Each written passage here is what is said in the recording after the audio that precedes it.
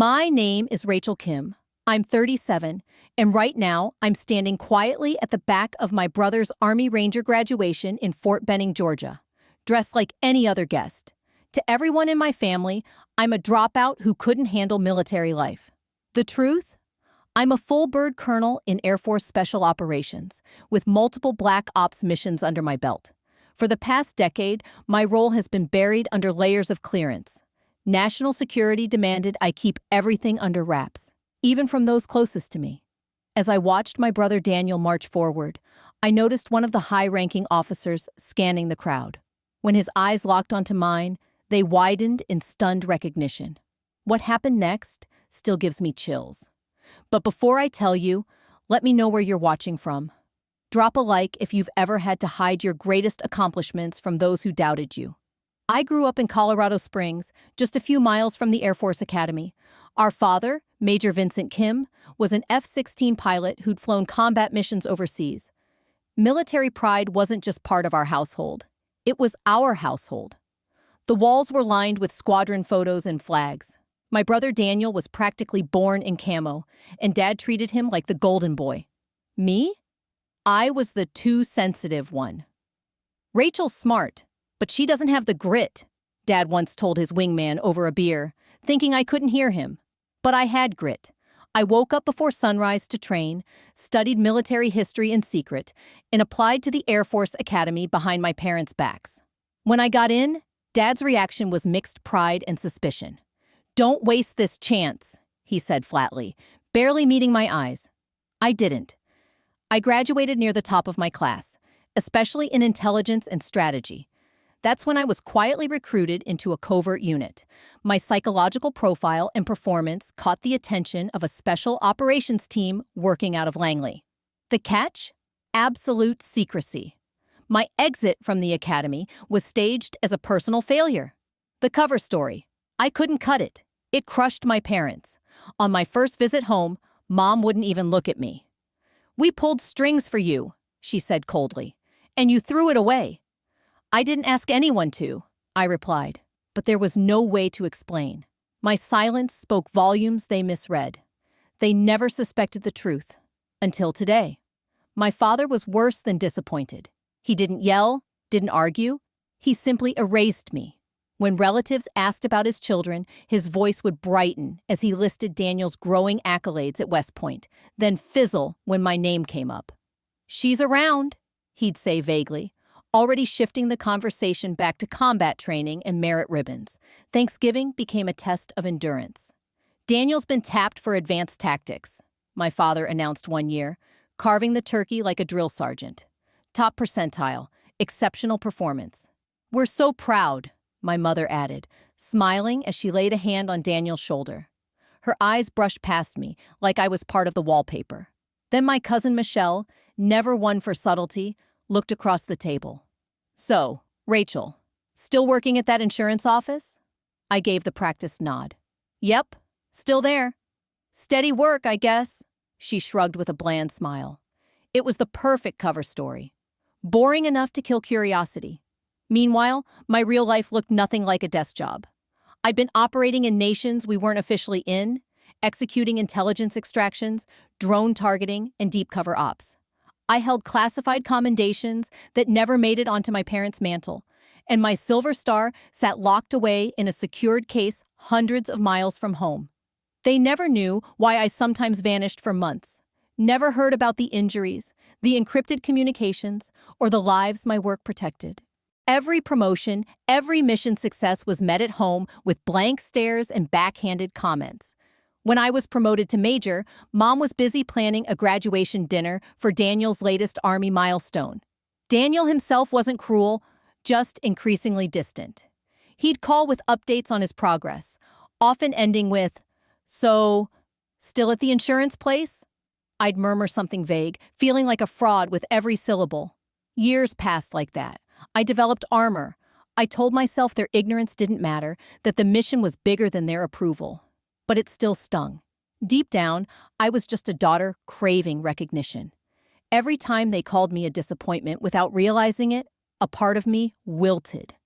My transition from cadet to covert operator had been swift and brutal. While they imagined me sulking in suburbia, I was training in remote Nevada bases and conducting operations that blurred the lines between intelligence and direct action. I'd found my place, not in their spotlight, but on the edge of danger, in silence and in purpose. And soon, that silence was about to be broken.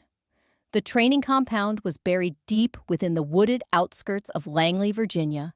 No signage, no rank insignia, and certainly no room for ego. We started each day at 0400 sharp and ended long after midnight, muscles aching, minds frayed. Physical strength was the entry fee. The real work tested something deeper: how fast you could assess a threat, filter information under duress, and make life-altering decisions on zero sleep and limited intel. Kim, your mind doesn't follow the usual track, my instructor, Major Ramirez, told me after I reconstructed a simulated ambush using only fragments of drone footage. You see structure in chaos. That's rare. That observation fast-tracked me through the program. What took most 18 months to complete, I finished in 11. No fanfare, no ceremony, just a quiet briefing and a one-way flight to Eastern Europe, where Russian proxy forces were fueling instability behind closed doors. It was during this time I met Colonel Tessa Vaughn, a legend in Air Force Special Operations, and one of the few women to carve her way to command. She took me under her wing after our third mission together, where we'd extracted an asset under fire in Serbia. The system was built by men who never saw us coming, she told me during a post-op debrief in Frankfurt. That's why we get through it. We adapt in ways they never prepare for. Under her mentorship, I learned more than tactics. I learned how to speak precisely, never loudly, how to read a room full of generals without flinching, and how to turn being underestimated into a strategic edge. By year 4, I'd earned 2 promotions and was leading my own intelligence teams across North Africa, Southeast Asia, and the Middle East. One mission, buried in the Syrian desert, uncovered actionable intel that stopped a multi-target bombing plot in France. I received a medal behind closed doors. No photos, no family. I stood alone in the audience as others hugged their spouses, kissed their kids, or waved to their parents. And then I flew home, where my mother congratulated me on my fake job. "So, you're now head of customer service?" she asked, trying to sound proud. "Yes," I replied, suppressing a sigh. "Small team, good benefits." What I couldn't say was I'd just been promoted to lieutenant colonel after directing a successful counterterrorism strike in Mogadishu. Operational security meant silence. Even as I rose higher, commanding sensitive missions and shaping global outcomes, my story remained hidden, folded beneath layers of fiction, wrapped in duty. And still, to my family, I was Rachel, the one who never quite measured up. Only a select group of high-ranking officers had access to my full service record. Everyone else, including most of the operators I worked beside, only knew what they needed to know. Compartmentalization was standard. By the time I made colonel at 34, I was one of the youngest officers in my division to reach that rank. I'd led critical intelligence missions in over a dozen countries, from high-risk hostage extractions to cyber disruption strikes against adversarial networks. What began as a focus on counterterrorism had evolved into combating human trafficking operations and neutralizing cyber attacks on critical infrastructure, pipelines, financial grids, communication satellites. I never sought headlines. The victories came in silence, through midnight reports and unsigned commendations. None of this came easily, especially not as a woman in one of the most elite corners of military intelligence.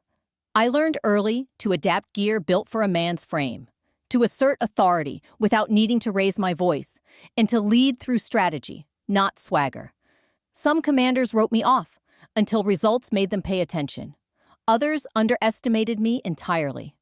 That was always a mistake. Still, through all of it, I carried the strange and bitter weight of my family's disappointment. Every time I returned stateside for a holiday or family function, I slipped into the role of Rachel the underachiever. I'd deflect questions with talk of corporate restructuring or internal logistics, then quietly shift the spotlight back to Daniel and his well-documented army ascent. I was getting good at the charade until it started wearing me down. The worst moments came unexpectedly. My father, still sharp in his retirement, once muttered something about people who tap out early during a political debate at dinner. A distant cousin asked me, with a sympathetic smile, if I'd ever considered community college to restart. I smiled, nodded, swallowed everything. Because the truth, missions I couldn't speak of, teammates whose lives depended on silence, operations that kept our nation safe, still mattered more than personal validation. But last Thanksgiving hit differently. I had just landed after 36 straight hours coordinating a multi-agency cyber intercept operation with NATO, one that likely prevented a wide-scale breach into a power grid in Western Europe. Instead of sleeping, I drove straight to my parents' home in Colorado Springs. At dinner, my father raised his glass. "To Daniel," he declared, "who continues our family's legacy of honorable service with his acceptance into Elite Ranger Command." My mother's eyes were wet with pride. "We couldn't be prouder," she said, squeezing his hand. I raised my glass too. Daniel deserved the recognition. But then my mother leaned toward my aunt and said, with that soft, smiling cruelty only family can deliver, "At least one of our children turned out the way we hoped." I excused myself, smiling tightly. "Just going to help with dessert," I said. But really, I needed a moment to breathe. My cousin Michelle followed me into the kitchen, cornering me near the fridge with a glass of Pinot Grigio in hand and that ever-familiar smirk. "So," she said, swirling her wine, "still filing reports for that. What was it? Logistics company." "Something like that," I replied, keeping my eyes on the slices of pumpkin pie I was arranging. Michelle had just been promoted at her boutique law firm in Denver and never passed up an opportunity to highlight the contrast between our lives. "You know," she added casually, "we've got an opening in admin. Pays decently, flexible hours. I could put in a word if you're interested." I smiled politely, offering a clipped, "Thanks, I'll think about it," while quietly wondering what she'd do if she found out I debriefed a NATO counter-intel team just last week at Ramstein Air Base. Back at the dinner table, the conversation had shifted to a breaking news segment about a joint special operations raid in Northern Africa. An op I had personally helped coordinate from the intelligence side. I watched in silence as my father and uncle dissected the mission using the bare-bones public report. "If they'd gone in from the West Ridge, they could have avoided detection," my father declared. I took a slow sip of water. He had no idea the West Ridge was swarming with thermals and remote sensors. Intel I had gathered myself, but I stayed quiet, like always. After dessert, Daniel stood and cleared his throat. "I've got an announcement," he said. "Allison and I are engaged." Cheers erupted, champagne corks popped, and my mother was already sketching out wedding colors on a napkin. Amid the excitement, my secure phone buzzed twice, paused, and buzzed again. Classified priority alert. I slipped into the guest bedroom, heart shifting into operational mode. A developing threat required my direct involvement. Wheels up in 3 hours. Back at the party, I pulled Daniel aside. "I'm really happy for you," I said earnestly, "but I have to leave. Work." His jaw tightened. "Tonight? Really? What kind of logistics emergency happens on Thanksgiving?" "I wouldn't leave unless it was urgent." He didn't respond, just shook his head. The same disappointment I'd seen in our parents' eyes 100 times now rested in his. "Of course Rachel has to leave," my mother said loudly to a cluster of relatives as I grabbed my coat. "Her priorities never did make much sense." My father glanced up just long enough to offer his signature head shake, quiet disapproval in its purest form. As I drove away, the house faded in the rearview mirror. Inside, they toasted to Daniel's future. I turned toward the airfield, preparing for a mission that would take me across an ocean and through Christmas. When I finally returned stateside, the silence didn't last long. My absence had become the latest headline in the family's running commentary about my supposed detachment. Daniel's engagement party had gone ahead without me, and from the moment I landed, the messages began. "He was really hurt," my mother said during a tense phone call, her voice clipped. After everything he's accomplished, the least you could do is show up.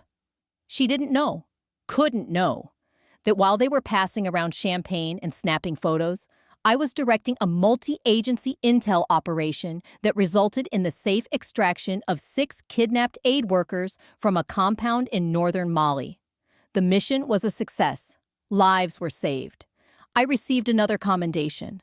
And like all the others, it was locked in a vault I'd never be able to share.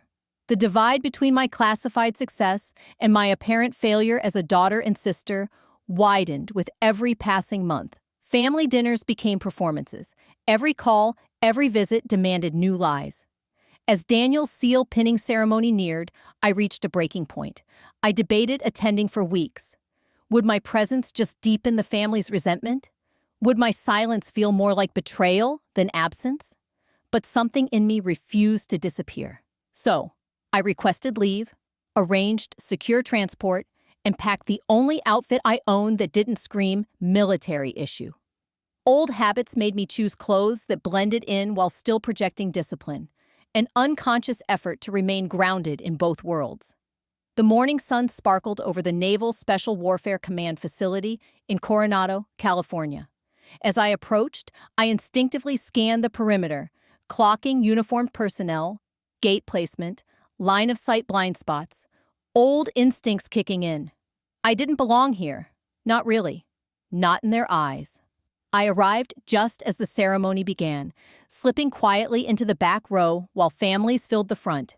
My parents sat center stage in the reserved section. My father wore his old navy dress blues, his posture radiating pride. My mother, in a crisp navy sheath dress, mirrored his formality with tightly folded hands and a fixed, composed expression. Every detail of the ceremony, the crisp presentation of the flag, the synchronized honor guard, the roll call, was deeply familiar to me, though I'd never experienced it so openly. My own achievements had been marked in sterile, windowless rooms, witnessed only by those with high enough clearance to know I existed. But today wasn't about me. It was Daniel's moment, and as I watched him stand at attention, resolute, focused, transformed, I understood the weight of what he'd accomplished. I knew better than anyone what it took to get here. And despite everything, I felt a swell of genuine pride, even if no one would ever feel the same for me. Midway through the ceremony, my eyes landed on a familiar face at the edge of the stage. Rear Admiral Stephen Wallace. He had once commanded a coalition task force where my intel team provided real-time support during a multi-nation hostage crisis. I hadn't seen him in nearly 3 years. Today, he was scheduled to deliver the closing remarks as part of the leadership delegation. The moment I recognized him, my internal alert flared. Admiral Wallace was one of the very few senior officers who had access to my full file. He knew exactly who I was and the true rank I held. I shifted slightly in my chair, angling away from the stage just enough to fall out of his direct line of sight. The motion was instinctive, a subtle adjustment learned over years of blending in where I wasn't supposed to be seen. For a moment, I thought I had managed to stay below his radar. Then it was Daniel's turn. He stood as his name was called, spine straight, expression controlled, the embodiment of strength and discipline. Pride surged through me, unfiltered and fierce. No matter the distance between us, I admired what he had achieved. As the audience applauded, I allowed myself the smallest breath of ease. That pause was a mistake. I saw it the moment Admiral Wallace's gaze swept the crowd again. His eyes snagged on mine. His expression changed in 3 beats: surprise, recognition, and then that quiet, composed awareness that only comes from those trained never to show their hand. We locked eyes. With the smallest nod, I silently asked for discretion. He gave a nearly imperceptible one in return. I exhaled. Crisis averted. Or so I thought. The ceremony moved forward as planned. I began mentally mapping my exit route, slip through the right side aisle, offer Daniel a quick handshake, and avoid the tangled web of family questions. But just as the final remarks wrapped and guests began moving, I spotted Admiral Wallace speaking to another officer, Commander Elise Brooks. She too had worked with my intel unit during an East African counterinsurgency op the previous year. I knew that look between them, recognition and intent. My internal warning bell sounded. I turned, trying to weave through the crowd, but movement surged around me. Instead of slipping away, I was nudged closer to the family section, closer to Daniel, my parents, and now, Admiral Wallace. He appeared through the shifting crowd, his presence commanding as always. People naturally parted around him. I stopped. Old habits kicked in. I stood taller, shoulders back, posture perfect despite my civilian dress. And then came the words that shattered the illusion. "Colonel Kim," Admiral Wallace said clearly, his voice cutting cleanly through the post-ceremony chatter. Everything stilled. My mother turned. My father stiffened. And Daniel's brow furrowed in disbelief.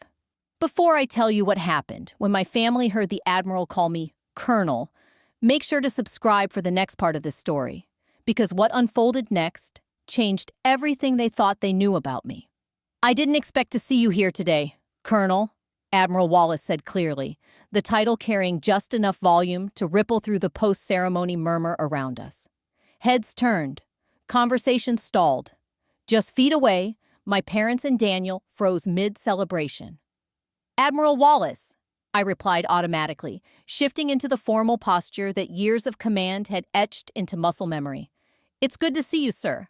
Last time was during the Gulf Coalition briefing, wasn't it?" He smiled, either unaware or unconcerned about the stunned stares from the people around us. "Your intelligence brief during that op was impeccable. Saved a lot of lives, Colonel." From the corner of my eye, I saw my mother's hand fly to her mouth. Daniel's expression shifted, joy melting into disbelief.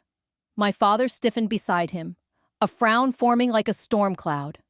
"Colonel?" he repeated, voice hoarse, as if the word betrayed his very understanding of me. Admiral Wallace glanced toward them, his eyes settling on my father's retired Air Force uniform. Recognition dawned. "You didn't tell them," he said, voice lowered. Before I could answer, Commander Elise Brooks stepped up beside us and extended her hand. "Colonel Kim," she said, smiling warmly, "your extraction protocols from the Antalya op? We've rolled them out across multiple divisions. Game-changing work."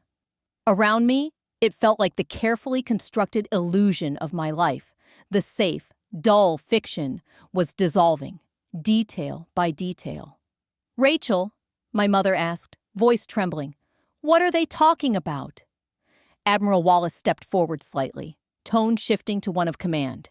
"Mr. and Mrs. Kim," he said, addressing my parents directly. "Your daughter is one of the most effective and highly respected officers in U.S. Air Force Special Operations. Her record is exceptional. Her work has saved lives across the globe." My father's jaw clenched. "That's not possible. Rachel left the academy. She works logistics." "Air Force," Admiral Wallace corrected gently. And the logistics story was part of her classified cover. Standard operating procedure in her field. Daniel stepped toward me, his seal trident catching the sun.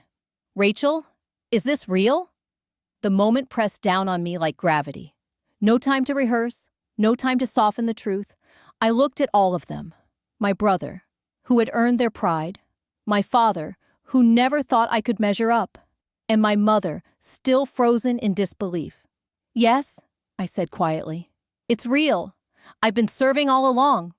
My father's expression shifted in subtle, rapid succession. Disbelief, confusion, then the first flickers of recognition. "You're actually a colonel?" he asked, voice lower now, stripped of his usual authority. "In the Air Force," I confirmed. "Special Operations Command. Intelligence Division." Even saying it aloud felt foreign after years of silence. I was recruited out of the academy. The dropout story was part of my cover. I couldn't say otherwise. Around us, officers who recognized me had begun to drift closer, forming a quiet semicircle. A major from Joint Special Operations nodded as he approached. "Colonel Kim's field intel during Mogadishu shifted our tactical framework. We owe her more than most will ever know." My mother took a small step back, visibly shaken. "All this time? When we thought—" "I couldn't tell you," I said gently. "Most of my work is classified at the highest levels. The cover story wasn't optional." Daniel's eyes hadn't left mine. His expression was no longer confused. It was reflective, layered with the unspoken understanding only another soldier could hold. "That's why you left the party early," he said. "You weren't avoiding me. I was coordinating a covert extraction in Eastern Europe. Our team was deployed within hours. I wish I could have stayed." My father, ever the officer, was now recalibrating. I could see it in his narrowed gaze and clenched jaw. Not anger, but mental alignment. "What's your clearance level?" "Higher than I can confirm here," I replied evenly, the answer meaning more than the words revealed. Behind us, the crowd remained focused on the SEAL graduates and their families, unaware of the weight being lifted and dropped in our corner of the celebration. Admiral Wallace took a measured step forward. "Captain Kim, Mrs. Kim, you should be proud. Your daughter is one of our most trusted operatives. I can't share the details, but I assure you, her record is exemplary." He turned to me with a respectful nod. "Colonel, I'll see you at the joint briefing next month." Then he left, taking with him the final veil separating my two lives. There I stood, still in civilian clothes, but no longer invisible. Not to my family, not anymore. "Why would you let us believe you failed?" my mother asked, voice tight with emotion. "It wasn't about what you believed," I said gently. "It was about protecting lives. The fewer people who knew, the safer everyone was, including you." My father slowly exhaled. Decades of military instinct were catching up to what I'd just revealed. "To reach, Colonel, by your age," he began. Daniel cut in softly. "All those disappearances, the vague answers. It makes sense now. That Christmas," Daniel said slowly, "when you showed up with what looked like shrapnel scars. You said it was a car accident." I held his gaze. "Not a car accident," I confirmed softly. Silence wrapped around us as the weight of years began shifting. I could almost see the memories reshuffling in their minds, judgments, dismissals, confused assumptions, all quietly rewritten. The disappointment they'd carried, and the isolation I'd worn like armor, was slowly giving way to something more complex. Something unspoken, but real. "We have a lot to talk about," my father said finally. His voice no longer rigid, but heavy with the quiet realization of a man revisiting everything he thought he knew. "Yes," I said, "we do." That evening, we gathered at a quiet bistro near Naval Base Coronado, a dinner originally intended to celebrate Daniel's pinning ceremony. But instead of a single spotlight, the air held a kind of equal footing, the first truly honest family moment we'd shared in my adult life. We were tucked into a private corner. The room buzzed with laughter from other tables, but our world remained hushed and contained. My father ordered wine, a rare gesture, signaling his need for conversation smoother than military protocol allowed. Menus gave us something to hide behind until the waiter left.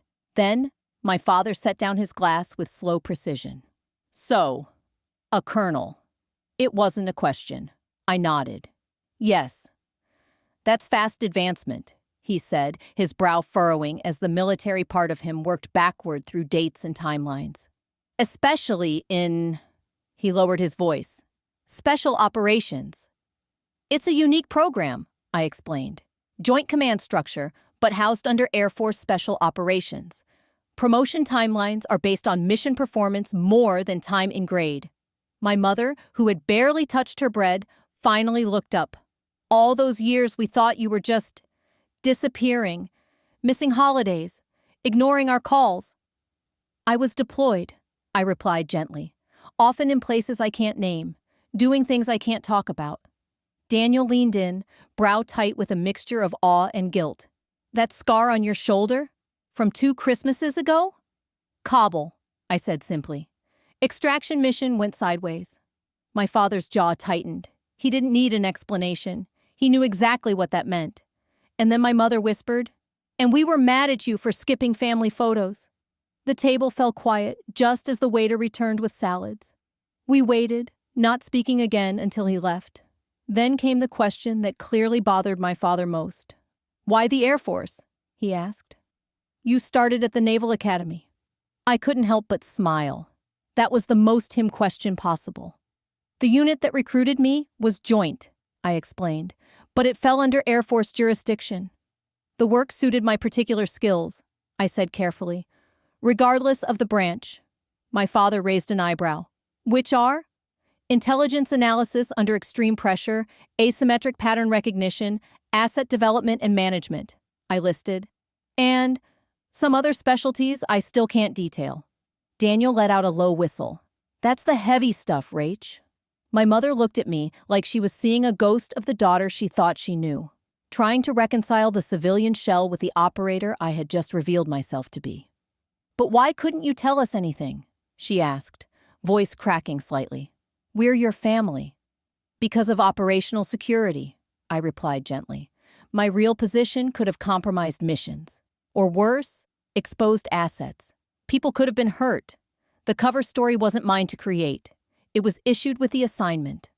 My father's voice was quiet but pointed. For 12 years, Rachel? Not one word of truth? I met his eyes. Dad, you of all people know. Some roles demand full compartmentalization. That's the job. He exhaled through his nose, jaw tight. It wasn't agreement, but it was understanding.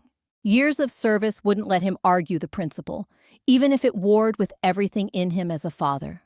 Our main course arrived, temporarily diffusing the intensity at the table with clinking silverware and murmured thanks to the waiter. After a few bites, Daniel gave a short, disbelieving laugh. So, all those times I was bragging about my new postings and eval scores?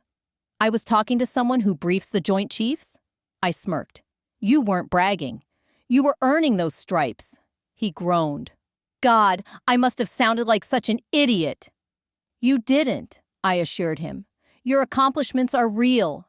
They're just in a different operational lane. My mother slowly set down her fork. She hadn't eaten more than a few bites. I keep thinking about what we said to you, she murmured. The way we dismissed you, the disappointment we carried, the things we assumed. You didn't know, I said, my voice low. But we should have trusted you, she said, her eyes shining. We should have seen something deeper was going on. Her words landed heavy. They had written me off, not out of cruelty, but out of conclusions drawn from shadows. My father, ever allergic to raw emotion, cleared his throat. Admiral Wallace mentioned your next briefing. Promotion on the horizon? I nodded. It's not official yet. To Brigadier General? He pressed. Possibly, I answered. The recommendation is based on the Tavros operation. That's all I can say. His brows lifted, slow realization dawning. At your age? I gave the smallest nod. It's rare, but not impossible. My mother wiped her eyes delicately with a linen napkin. And we wouldn't have known if today hadn't happened? I hesitated, then gave her the truth. Probably not the details, no. You might have learned I was military eventually. But the specifics? My rank, my role, those would have stayed classified. Dinner continued with a quiet rhythm. Questions I could answer flowed between ones I gently declined. Even in this new honesty, the line of what I could disclose remained firm, but clearer. And for the first time, they were beginning to trace the outline of my real life, even if much of it still lived in shadow. After dessert, they invited me back to their house in Colorado Springs, an offer that might seem small, but after years of emotional distance, it felt monumental.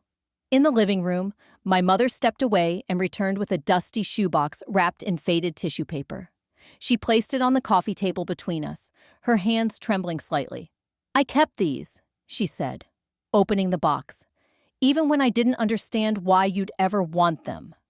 Inside were fragments from my past, my Air Force Academy cadet cap, faded photos from field exercises, commendation letters, early service pins, items that made no sense for someone believed to have dropped out. But she had kept them. I think, she said quietly, some part of me never believed you'd failed. It didn't fit the daughter I raised, but I couldn't imagine what else it could be. My father, nursing his third glass of wine, had grown uncharacteristically contemplative. I was hardest on you, he said, looking straight at me. I made it about legacy, about pride. When we thought you'd quit, I took it as a reflection on me. I nodded. I understand. And the cover story? That was part of the job. Even when it hurt. Duty, he echoed. The word landed with the quiet weight of reverence, his own decades in uniform folding around its meaning. Daniel, silent until now, leaned forward. But things can change, right?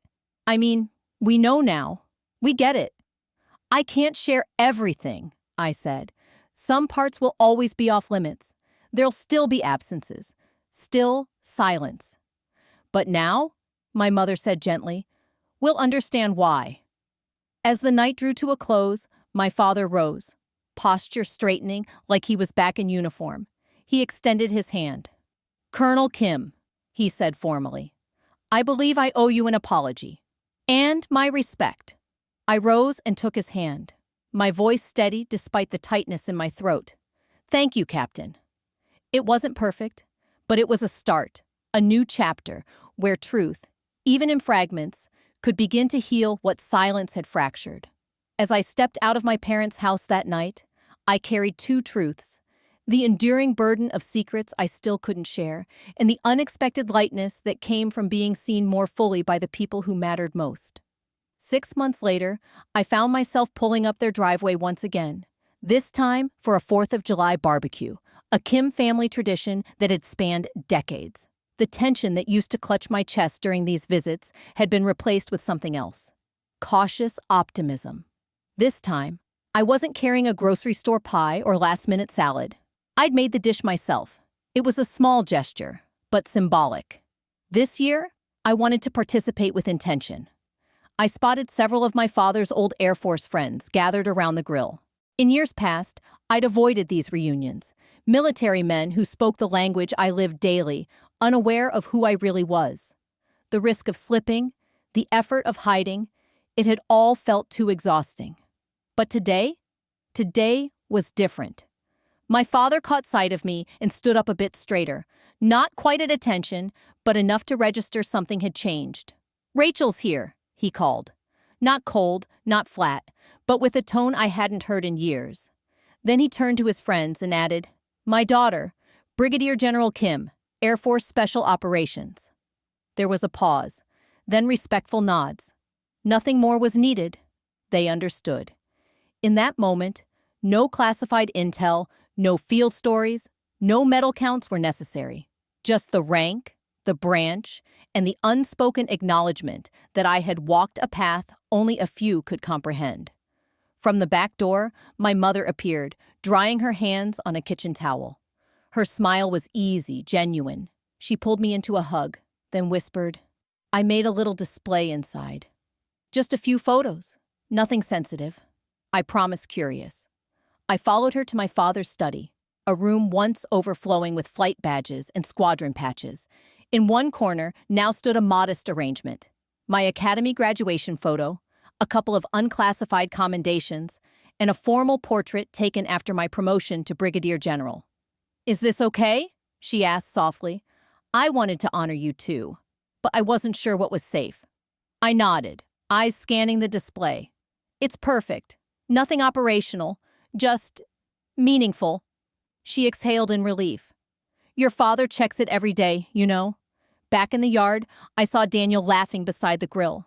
My father stood beside him, and this time, I didn't feel like a stranger in my own story. General, Daniel greeted me with a grin and a playful, exaggerated salute. Burger or hot dog?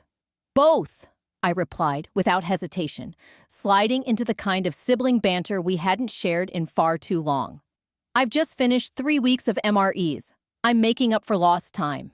He nodded, instantly understanding what 3 weeks of rations likely meant. No questions, no pressure for details he knew I couldn't share. This new rhythm between us, mutual respect without intrusion, had become one of the quiet gifts of finally living in the open, even if only partially. The day unfolded with an ease I hadn't felt at a family gathering in over a decade. There were still off-limit topics: recent deployment locations, mission details, briefings, but the unspoken truth of who I was now shaped every conversation. I was no longer the enigma at the edge of the patio, dodging questions or softening lies. I was simply Rachel, a daughter, a sister, and now a brigadier general. My father, never one for overt emotion, began expressing his pride through subtle, deliberate actions.